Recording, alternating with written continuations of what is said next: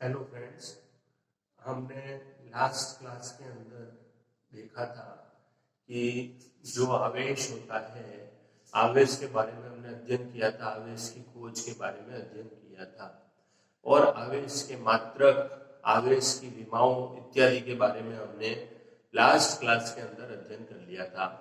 आज हम अपने विद्युत क्षेत्र चैप्टर का दूसरा लेक्चर स्टार्ट कर रहे हैं। तो इसमें हम सबसे पहले आवेश के क्या क्या गुण होते हैं, आवेशों के गुणों के बारे में अध्ययन करेंगे। तो सबसे पहला गुण जो है उसको मैं आपको समझा रहा हूं, वो है आवेश एक अदिश राशि है। ये इसका पहला गुण है।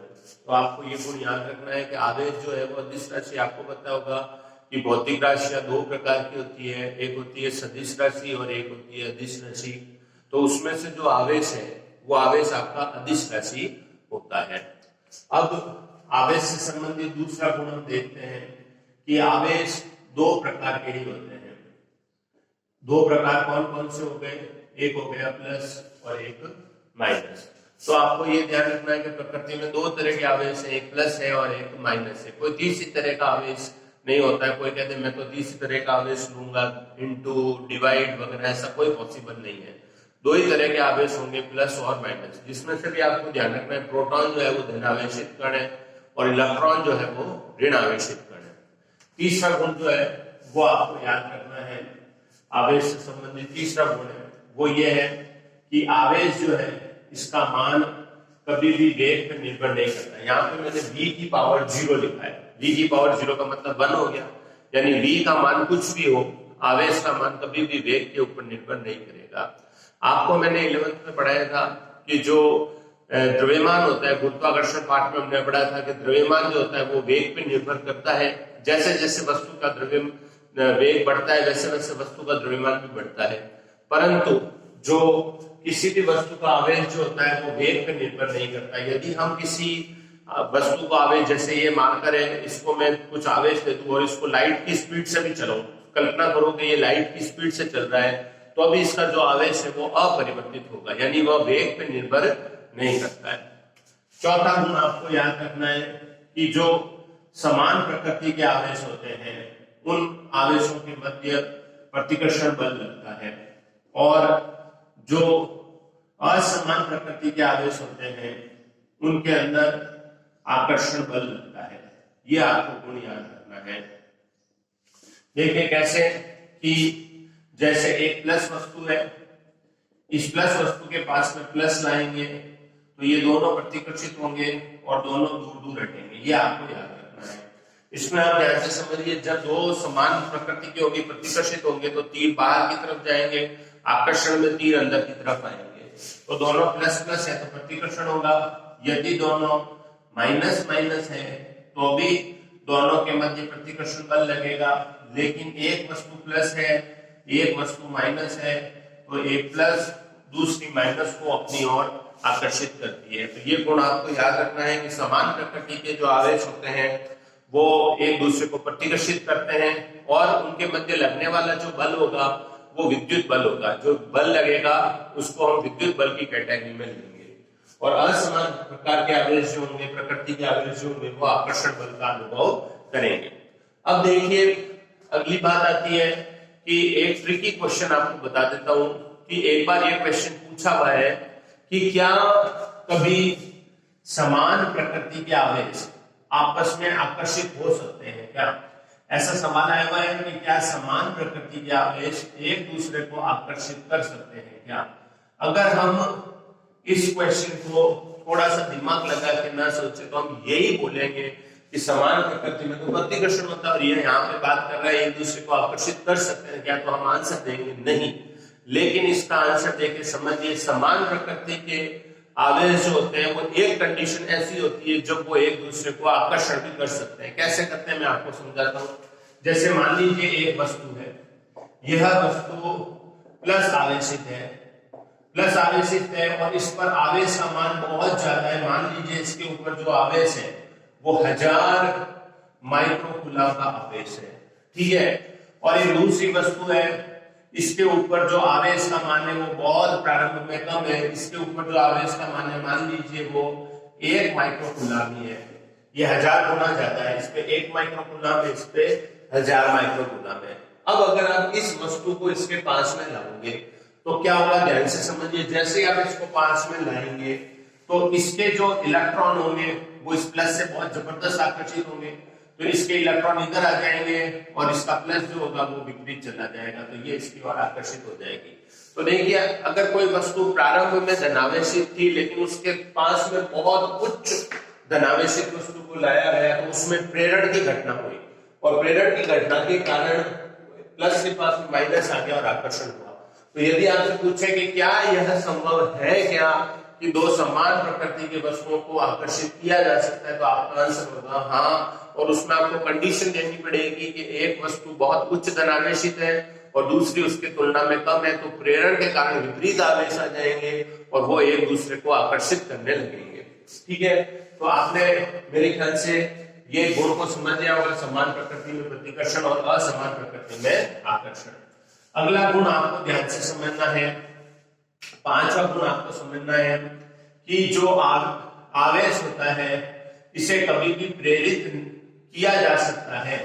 आवेश को कब ऐसा पॉसिबल है कि आवेश का प्रेरण किया जा सकता है। कैसे किया जा सकता है कि देखिए, ये प्लस वस्तु है, इसके पास में उदासीन वस्तु रखी तो उदासीन वस्तु में माइनस इधर हो जाएगा, प्लस पीछे चला जाएगा, तो प्रेरण की घटना होगी।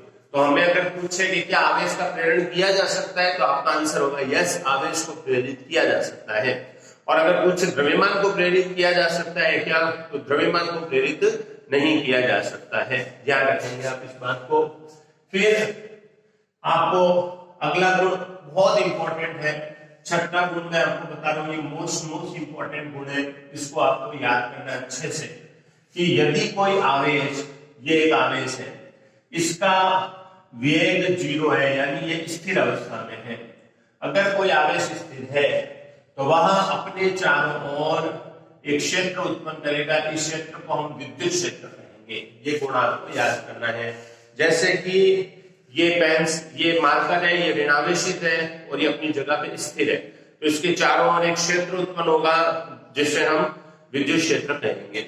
और देखिए दूसरा, अगर एक आवेश नियत वेग से गतिशील है, उसका वेग नियत है, नियत वेग से गतिशील है, इन दोनों में अंतर देखिए, यहाँ पे स्थिर अवस्था में था, यहाँ पे नियत वेग से गतिशील है। तो जब कोई आवेश नियत वेग से गतिशील होता है तो वह अपने चारों ओर विद्युत क्षेत्र और चुंबकीय क्षेत्र को उत्पन्न करता है। ई का मतलब होता है विद्युत क्षेत्र और बी का मतलब होता है चुंबकीय क्षेत्र। तो वह आवेश अपने चारों ओर विद्युत क्षेत्र और चुंबकीय क्षेत्र दोनों को उत्पन्न करेगा। और अगला गुण आपको याद रखना है कि यदि कोई आवेश त्वरित अवस्था में है, उसमें त्वरण है, त्वरण का मतलब ये होता है कि उसका वेग जो है वो परिवर्तित हो रहा है। तो हमने तीनों कंडीशन यहाँ पे ले ली है। सबसे पहले स्थिर था तो विद्युत क्षेत्र, जब वेग नियत था तो विद्युत क्षेत्र प्लस चुंबकीय क्षेत्र। अब हमारा जो आवेश है उसका वेग परिवर्तित हो रहा है, वेग बदल रहा है, कभी बढ़ रहा है कभी घट रहा है, दिशा भी बदल रही है। तो यदि कोई आवेश परिवर्तित वेग से गतिशील है तो आपको याद रखना है कि इसमें विद्युत क्षेत्र भी उत्पन्न होगा, चुंबकीय क्षेत्र भी उत्पन्न होगा, इसी के साथ ही इसमें विद्युत चुंबकीय तरंगें भी उत्पन्न होगी। तो ये आपको याद रखना है कि यदि आवेश परिवर्ती वेग से गतिशील है तो उसमें विद्युत क्षेत्र, चुंबकीय क्षेत्र और विद्युत चुंबकीय तरंगें तीनों का उत्पादन होता है। तो ये आपको गुण याद कर लेना है। ये नीट के अंदर क्वेश्चन आया हुआ है 2009 के अंदर कि यदि कोई आवेश त्वरित है तो वह अपने चारों ओर उत्पन्न करेगा। तो आपको ऑल ऑफ द अबव उसका आंसर सही था, विद्युत क्षेत्र, चुंबकीय क्षेत्र और विद्युत चुंबकीय तरंग। विद्युत चुंबकीय तरंग को इंग्लिश में कहते हैं इलेक्ट्रोमैग्नेटिक वेव, इसलिए मैंने इसको शॉर्टकट में लिखा है E for electro, M for magnetic, W for wave. तो विद्युत चुंबकीय तरंगों को तीनों को उत्पन्न करेगा। तो ये मैंने आपको छठा गुण समझा दिया है। अब मैं आपको आवेश का सातवां गुण समझा देता हूं, उसको आपको समझना है ढंग से। तो अगला जो गुण है आवेश का, कि जो आवेश होता है वह योज्यता का नियम की पुष्टि करता है। आवेश होता है योज्य होता है, योज्य का मतलब होता है एडिटिव। क्या है, बिल्कुल सिंपल गुण है। देखिए ये कहता है कि किसी भी वस्तु का कुल आवेश, किसी भी वस्तु का कुल आवेश उस पे उपस्थित सभी आवेशों के अदिश योग के तुल्य होता है। यहाँ पे मैं वर्ड यूज कर रहा हूँ बीजगणितीय योग या उस दो तरह के योग होते हैं, एक होता है बीजगणितीय योग और एक होता है सदिश योग। तो यहाँ पर मैं आपको जो वर्ड यूज कर रहा हूँ वो बीजगणितीय योग का मतलब है। अब बीजगणितीय योग से क्या हमारा तात्पर्य है इसको हम समझते हैं।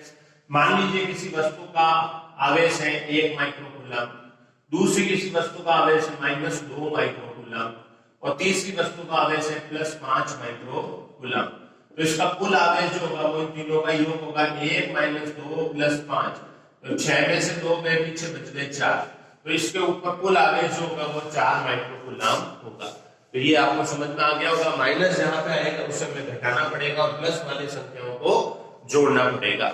अब हम इसके ऊपर एक एग्जांपल को देखते हैं, उस एग्जांपल को समझते हैं। इससे क्या रिलेटेड क्वेश्चन आ सकता है इसको हम समझते हैं। तो देखिए हम इसका एग्जांपल समझते हैं।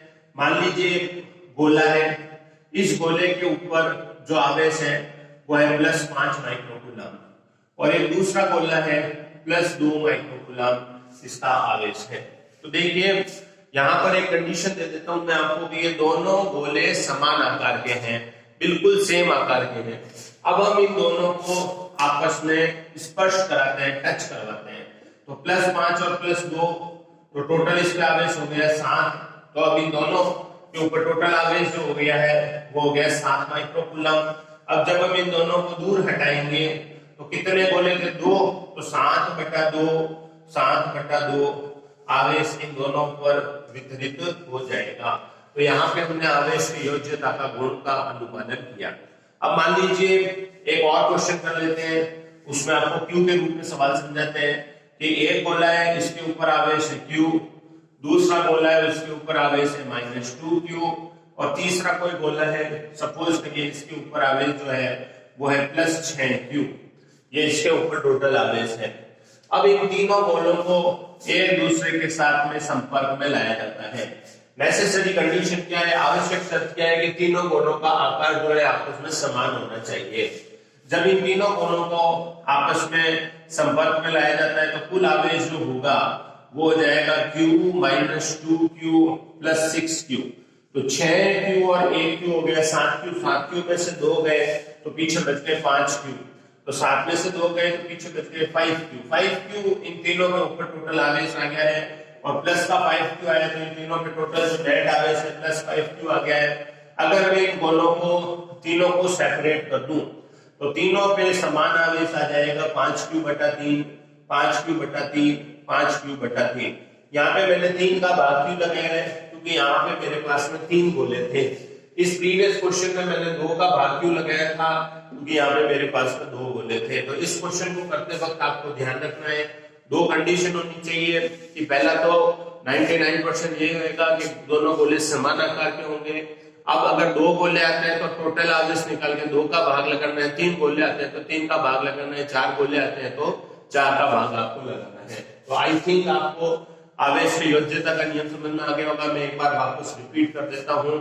आवेश के योज्यता का नियम यह कहता है कि किसी भी वस्तु का कुल आवेश जो होता है वह उस पर उपस्थित सभी आवेशों के बीजगणितीय योग के तुल्य होता है। यह आपको ध्यान रखना है। इसके बाद में 7वां गुण हमारा योज्यता का पूरा हो चुका है। अब हम 8वां गुण जो है उसको हम समझते हैं। तो देखिए हमारा अगला जो गुण है 8वां गुण है, इसको हम ध्यान से समझेंगे।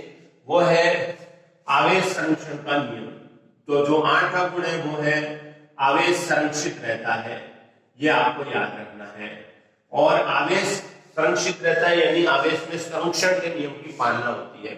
अब आप मेरी बात को ध्यान से सुन लीजिए। आवेश के संरक्षण का नियम का क्या अर्थ है?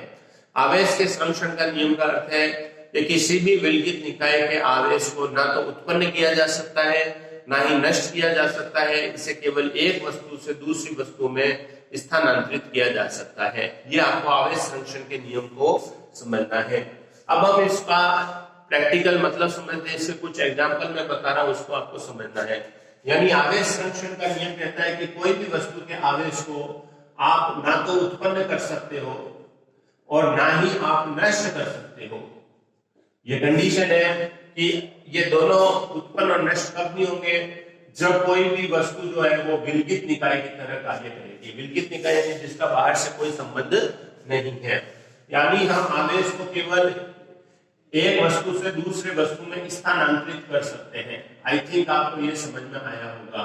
तो इस गुण को आप समझ लीजिए, स्थानांतरित किया जा सकता है। मैं एक एग्जांपल देता हूँ सिंपल इसको समझाने के लिए कि हम एक बॉक्स लेते हैं, ये हमने एक बॉक्स लिया, ये बॉक्स चारों तरफ से बंद है तो इसके अंदर ना तो ऊर्जा प्रवेश कर सकती है, ना ही इसके अंदर द्रव्यमान प्रवेश कर सकता है। ये इसका बंद होने का अर्थ हो गया। अब देखिए ये चारों तरफ से बंद है और इसके अंदर एक गोला रखा हुआ है। इस गोले के ऊपर आवेश जो है वो है 2 माइक्रोकूलम। 2 माइक्रोकूलम इस गोले के ऊपर आवेश है। अब जो आवेश इसके ऊपर 2 माइक्रोकूलम है, तो क्या ये बताइए बड़े आवेश अपना बढ़ सकता है क्या? बढ़ ही नहीं सकता है, क्योंकि हम इसके अंदर तो इलेक्ट्रॉन को डाल नहीं रहे, ना इलेक्ट्रॉनों को बाहर निकाल रहे हैं। तो इसका आवेश ना तो उत्पन्न हो सकता है, ना तो ये 2 से बढ़कर 3 हो सकता है, ना ये कम हो सकता है, 2 से 1 पे भी नहीं जा सकता है। तो ना तो ये बढ़ सकता है ना घट सकता है। तो जो आवेश होगा वो निश्चित ही रहेगा। लेकिन अगर मैं इसके पास में एक दूसरा गोला रख देता तो इसका आवेश दूसरे गोले में स्थानांतरित हो सकता है। तो आपको ध्यान रखना है, आवेश संरक्षण का नियम कहता है कि विलगित निकाय का आवेश ना तो उत्पन्न हो सकता है, ना ही विलगित निकाय के आवेश को नष्ट किया जा सकता है। केवल उसे एक रूप से दूसरे वस्तु में स्थानांतरित किया जा सकता है। यहाँ पे रूप शब्द नहीं लेना है आपको याद रखना है कि आवेश को एक वस्तु से दूसरी वस्तु में स्थानांतरित किया जा सकता है। ये आपको आवेश संरक्षण का नियम को समझ में आया होगा। अब मैं आपको इस आवेश संरक्षण के नियम पे आधारित जो है वो कुछ एग्जाम्पल समझा देता हूं। तो सबसे पहला एग्जाम्पल देखते हैं हम। देखिए सबसे पहला एग्जाम्पल है, ये मैं एग्जाम्पल ए बता रहा हूं आपको। एग्जाम्पल ए आवेश संरक्षण के नियम पे आधारित एग्जाम्पल है। तो सबसे पहले हम एक सिल्क का क्लॉथ लेते हैं। सिल्क मतलब रेशम का कपड़ा ले लेते हैं। रेशम के कपड़े के ऊपर टोटल आवेश 0 है और यहाँ पर हम एक पास में एक प्लास्टिक की रॉड रख देते हैं। यहाँ पर हम एक प्लास्टिक की छड़ रख देते हैं। दोनों पे कुल आवेश 0 है। प्रारंभ में दोनों पे कुल आवेश 0 है। अब इन दोनों को आपस में रगड़ा जाता है।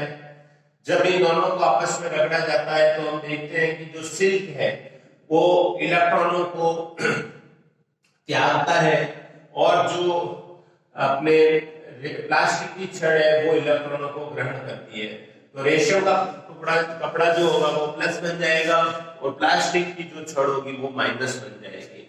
अब देखिए कि इसके ऊपर आवेश आ गया 2 माइक्रोकूलम, तो इसके ऊपर कितना आएगा -2 माइक्रोकूलम।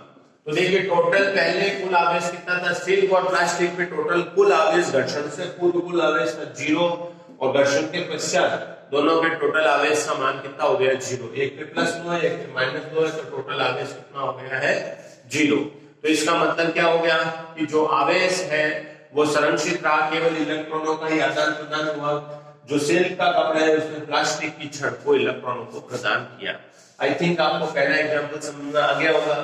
अब हम इसके बाद में जो आवेश संरक्षण हमारा हो चुका है, इसके बाद में हम एग्जाम्पल नंबर बी करते हैं। सेकंड एग्जाम्पल देखते हैं। ये मैं आपको सेकंड एग्जाम्पल बता रहा हूं, आप इसे ध्यान से समझिए। ये एग्जाम्पल जो है, इस एग्जाम्पल को हम युग्म उत्पादन कहेंगे। युग्म उत्पादन की प्रक्रिया क्या होती है इससे मैं आपको समझा रहा हूं। तो देखिए आपने कभी हॉस्पिटल के अंदर एक्सरे की मशीन जरूर देखी होगी। तो सपोज करिए ये एक्सरे की मशीन है, इसके जैसी ही हमारे हॉस्पिटल में जो होती है एक्सरे की मशीन। लेकिन आपको यहाँ पर युग्म उत्पादन में याद रखना है गामा किरणों की मशीन, या गामा किरण को इंग्लिश में गामा रे कहते हैं। तो हम एक गामा रे की मशीन लेते हैं। गामा रे की मशीन जो है, इसको एक कार्बन के टुकड़े में से गामा रे को गुजारा जाता है। तो हम यहाँ से ऊपर से गामा रे की मशीन से गामा किरणों को डालते हैं और ये जो गामा किरण है इनकी ऊर्जा जो है वो 1.02 मेगा इलेक्ट्रॉन वोल्ट ऊर्जा, ये आपको नंबर याद रखना है। कम से कम इतनी ऊर्जा की हमारे को जो गामा किरण है उसकी आवश्यकता होगी। अब देखो हमने गामा किरणें डाली, गामा किरणें जो होती है वो केवल एक ऊर्जा का रूप है, तो इसका गामा किरणों का कुल आवेश कितना है 0। तो अब आप देखेंगे कि जब कार्बन में से गामा किरणों को निकाला जाता है तो इसमें 2 कणों का उत्पादन होता है। एक युग्म, युग्म का मतलब होता है पेयर, तो 2 कणों का उत्पादन होता है, एक होता है इलेक्ट्रॉन और एक होता है पॉजिट्रॉन। यहाँ पे मैंने प्रोटॉन नहीं लिखा है, यहाँ पे मैं लिखूंगा पॉजिट्रॉन। तो ये जो इलेक्ट्रॉन है और पॉजिट्रॉन है एक युग्म है। इस इलेक्ट्रॉन का जो आवेश है, इलेक्ट्रॉन का आवेश है -1.6 × 10⁻⁻19 कूलम और पॉजिट्रॉन का जो आवेश है वो है +1.6 × 10⁻⁻19 कूलम। अब आप अगर इसका टोटल आवेश निकालेंगे तो एक है -E और एक है +E, तो टोटल आवेश जो होगा वो 0 प्राप्त होगा। तो इस प्रक्रिया में पहले भी कुल आवेश क्या था 0, और जब हमने गामा किरणों को इसमें से गुजारा तो गामा किरणों को इसमें से गुजारने पर हमें एक ऐसे युग्म की प्राप्ति हुई जिस युग्म का टोटल आवेश 0 है, अर्थात हमारे युग्म उत्पादन की जो प्रक्रिया है उसमें आवेश संरक्षण के नियम की बहुत अच्छे से पालना होती है।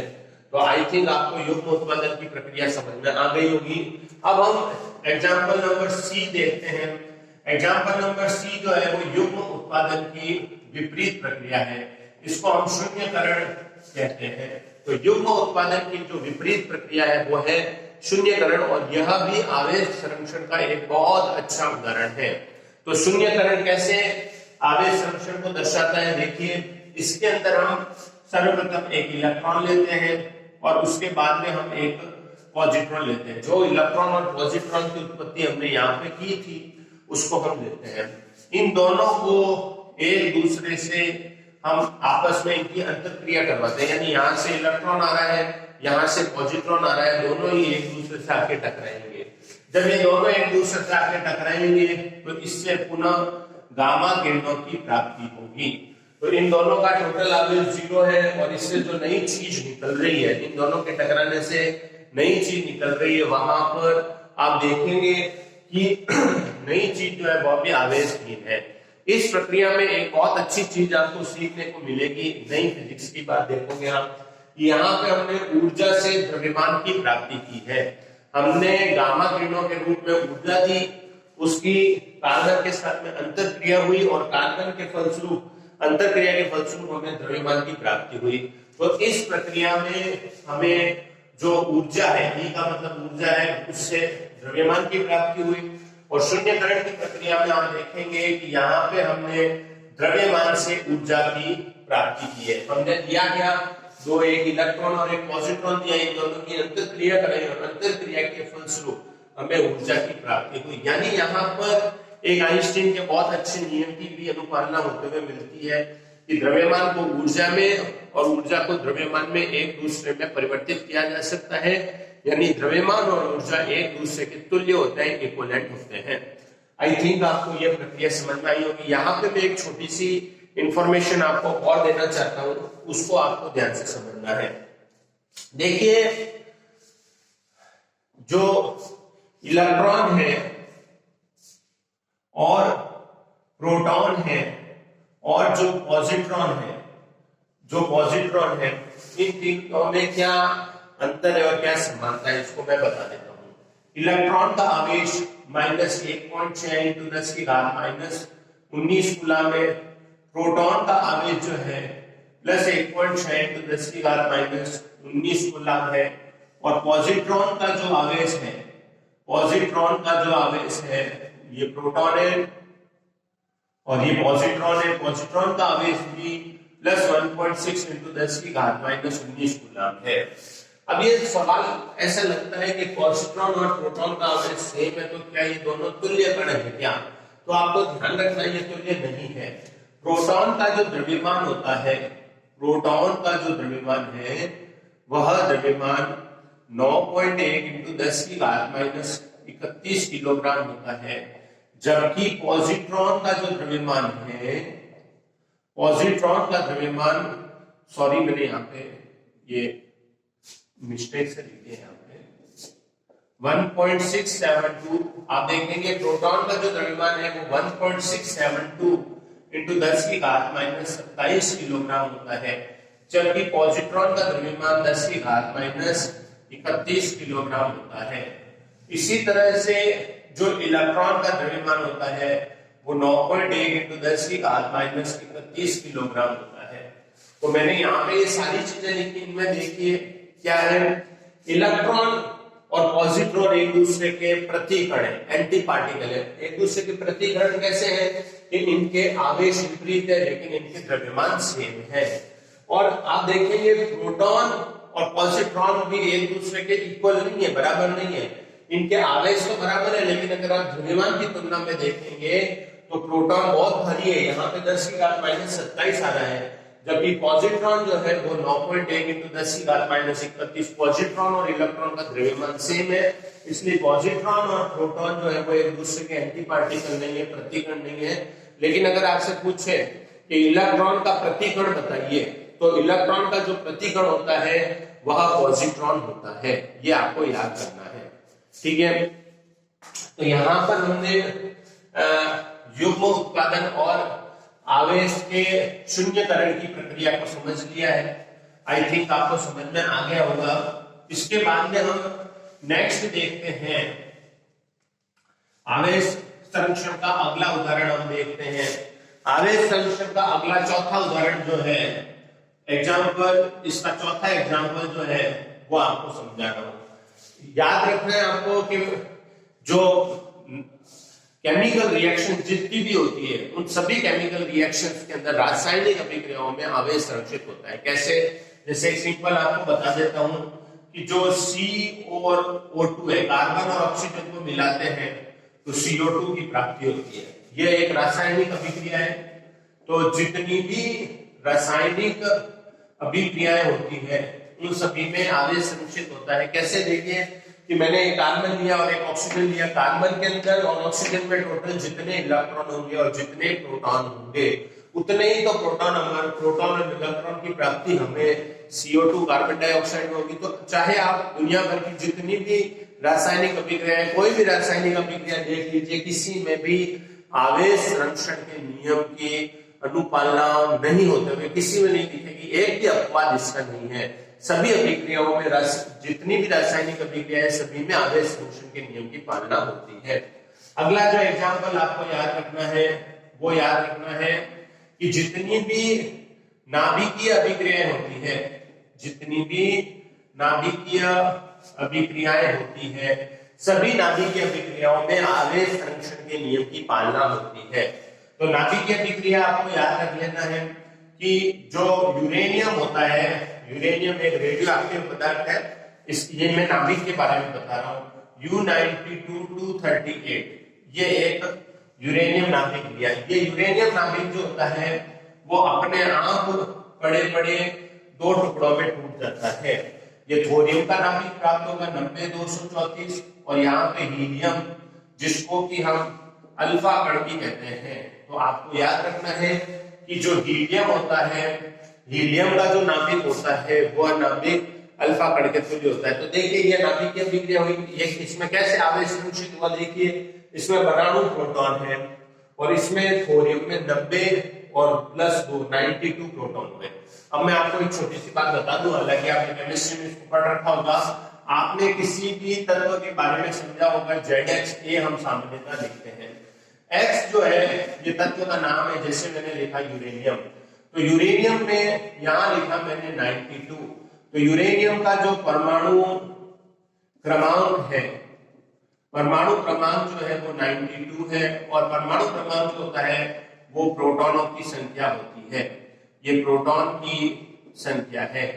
तो यहाँ नीचे लिखी जाती है प्रोटॉन की संख्या, और जितनी प्रोटॉन की संख्या होती है उतने गुना ही उसका आवेश होता है नाभिक में पाया जाता है।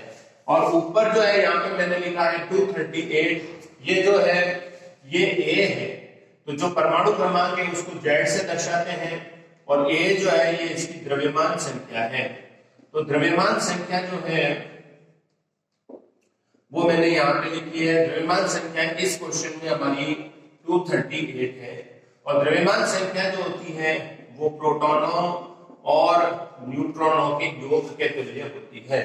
प्रोटॉन और न्यूट्रॉन के योग के तुल्य जो होती है वो हमारी द्रव्यमान संख्या होती है। अब आप ध्यान रखेंगे कि जब हम -1e0 लिखते हैं तो इसका मतलब हम इलेक्ट्रॉन दर्शाना चाहते हैं। अगर हम +1e0 लिखते हैं तो हम पॉजिट्रॉन दर्शाना चाह रहे हैं। अगर हम 1p1 लिखते हैं तो हम प्रोटॉन दर्शाना चाह रहे हैं। और अगर हम 0n1 लिखते हैं तो हम न्यूट्रॉन के बारे में दर्शाना चाहते हैं।